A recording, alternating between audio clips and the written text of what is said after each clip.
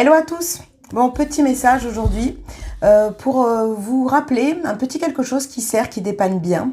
C'est de se rappeler qu'on ne doit pas compter sur les autres. Très clairement, quand quelqu'un vous donne une information, quand on vous donne une procédure, quand vous posez une question et que vous avez une réponse, ne prenez pas ça forcément comme argent comptant.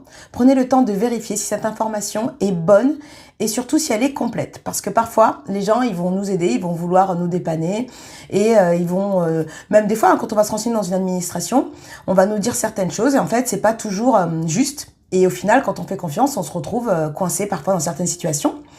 L'exemple que je voulais vous partager, que je me suis remémoré hier avec ma copine, c'était le fait que je me suis mariée en 2 fois. Je me suis mariée une première fois on va dire un mariage religieux et une deuxième fois un mariage civil à la mairie.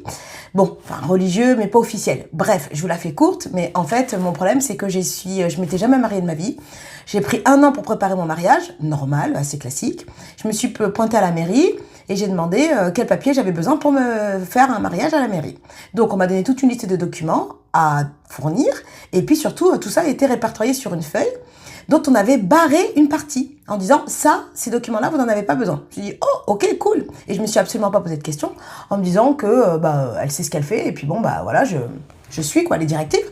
Et finalement, il y a quelque chose que je devais faire et que je n'ai absolument pas fait parce que je ne connaissais pas l'existence et que sur la feuille c'était barré, que c'était pas utile. C'était publier les bans.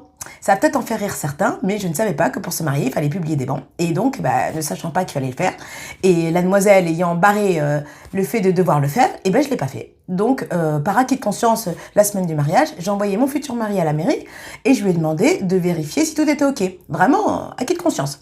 Et finalement, le drame, quand on découvre que, en fait, on peut absolument pas se marier le samedi puisque les bans ne sont pas publiés et qu'il y a 11 jours d'attente pour que ça puisse être officiel. Comment vous dire que ça aurait pu être le pire jour de ma vie et finalement, heureusement, nous sommes créatifs, on a réussi à rebondir. Mais en conclusion, ce qui est important de retenir, c'était que, quel que soit ce qu'on peut me dire, ce qu'on peut faire, c'est d'aller vérifier l'information. À l'époque, c'était en 2009.